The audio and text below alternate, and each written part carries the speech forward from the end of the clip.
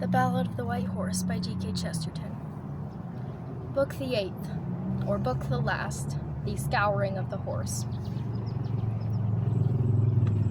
In the years of the peace of Wessex, when the good king sat at home, years following on that bloody boon, when she that stands above the moon stood above death at Ethandune and saw his kingdom come.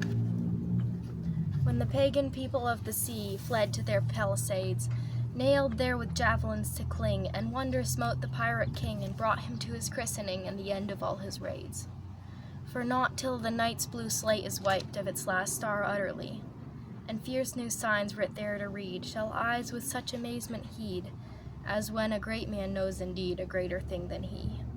And there came to his chrism loosings, lords of all lands afar, and a line was drawn northwesterly that set King Egbert's empire free, giving all lands by the northern sea to the sons of the northern star. In the days of the rest of Alfred, when all these things were done, and Wessex lay in a patch of peace like a dog in a patch of sun, the king sat in his orchard among apples green and red, with the little book in his bosom and the sunshine on his head.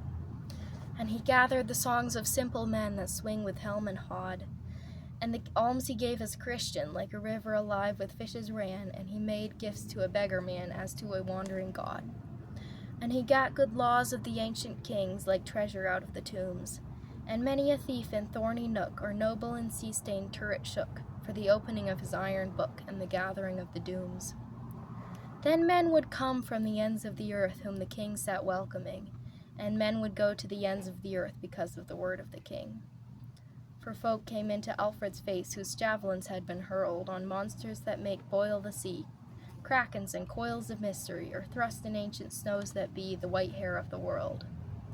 And some had knocked at the northern gates of the ultimate icy floor, where the fish freeze and the foam turns black and the wide world narrows to a track, and the other sea at the world's back cries through a closed door.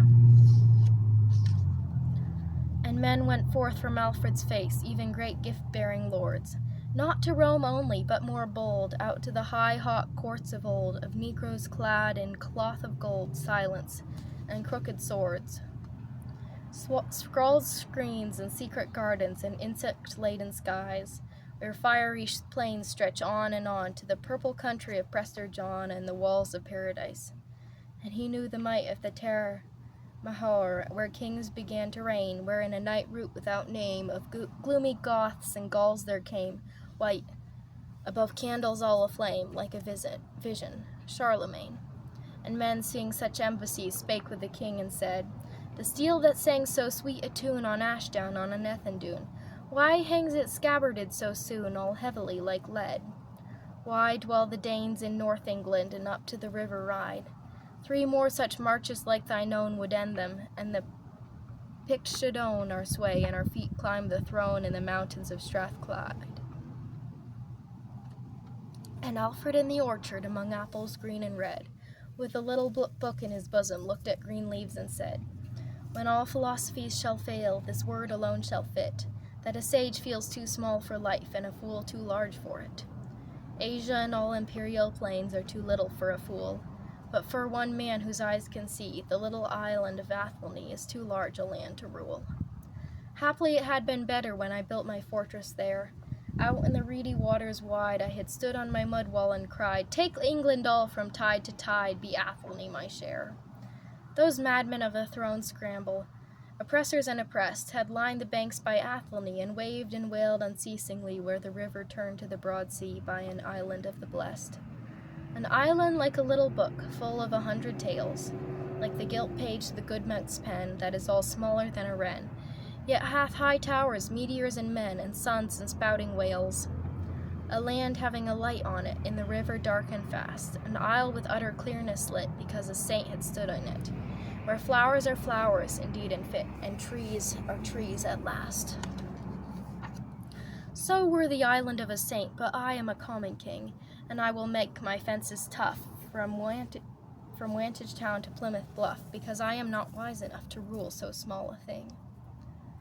And it fell in the days of Alfred, in the days of his repose, that as old customs in his sight were a straight road and a steady light, he bade them keep the white horse white as the first plume of the snows. And right to the red torchlight from the trouble of morning gray, they stripped the white horse of the grass, as they strip it to this day. And under the red torchlight he went dreaming as though dull, of his old companions slain like kings, and the rich, irrevocable things of a heart that hath not openings, but is shut fast, being full. And the torchlight touched the pale hair where silver clouded gold, and the frame of his face was made of cords, and a young lord turned among the lords and said, "The king is old." And even as he said it, a post ran in amain, crying, "Arm, Lord King, the hamlet's arm, in the horror and the shade of harm, they have burnt Brand of Anger's farm, the Danes are come again. Danes drive the white east angles in 6 fights on the plains, Danes waste the world about the Thames, Danes to the eastward, Danes!" And as he stumbled on one knee, the thanes broke out in ire, crying, "Ill the watchmen watch, and ill the sheriffs keep the shire." But the young earl said, "Ill the saints of England, guard the lands wherein we pledge them gold, the dykes decay, the king grows old, and surely this is hard. That we be never quit of them, that when his head is hoar, he cannot say to them he smote and spared with a hand at the heart at the throat, go, and return no more." Then Alfred smiled, and the smile of him was like the sun for power, but he only pointed, "Bade them heed those peasants of the Berkshire breed, who plucked the old horse of the weed as they pluck it to the sour. Will ye part with the weeds forever, or show daisies to the door? Or will you bid the bold grass go, and return no more? So ceaseless and so secret thrive terror and theft set free. Treason and shame shall come to pass, while one weed flowers in a morass, and like the stillness of stiff grass, the stillness of tyranny. Over our white souls also wild heresies and high wave prouder than the plumes of grass, and sadder than their sigh. And I go riding against the raid, and ye know not where I am, but ye shall know in a day or year, when one green star of grass grows here. Chaos has charged you, charger and spear, battle-axe and battering ram. And though skies alter and empires melt, this word shall still be true. If we would have the horse of old, scour ye the horse anew.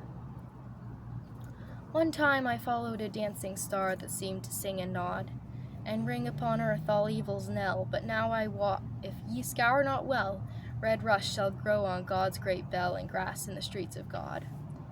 Ceased Alfred, and above his head the grand green domes, the downs, showed the first legions of the press, marching in haste and bitterness, for Christ's sake and the crowns. Beyond the cavern of Cullen, past Algids by the sea, rose men that owned King Alfred's rod, from the windy wastes of Exe untrod, or where the thorn of the grave of God burns over Glastonbury. Far northward and far westward the distant tribes drew nigh, plains beyond plains, fell beyond fell, that a man at sunset sees so well, and the tiny colored towns that dwell in the corners of the sky. But dark and thick as thronged the host, with drum and torch and blade, the still-eyed king sat pondering, as one that watches a live thing that scoured chalk, and he said, "Though I give this land to Our Lady that helped me in Athelney, though lordlier trees and lustier sod and happier hills hath no flesh trod than the garden of the Mother of God between Thames side and the sea, I know that weeds shall grow in it faster than men can burn, and though they scatter now and go in some far century, sad and slow, I have a vision, and I know the heathen shall return. They shall not come with warships, they shall not waste with brands, but books be all their eating, and ink be on their hands.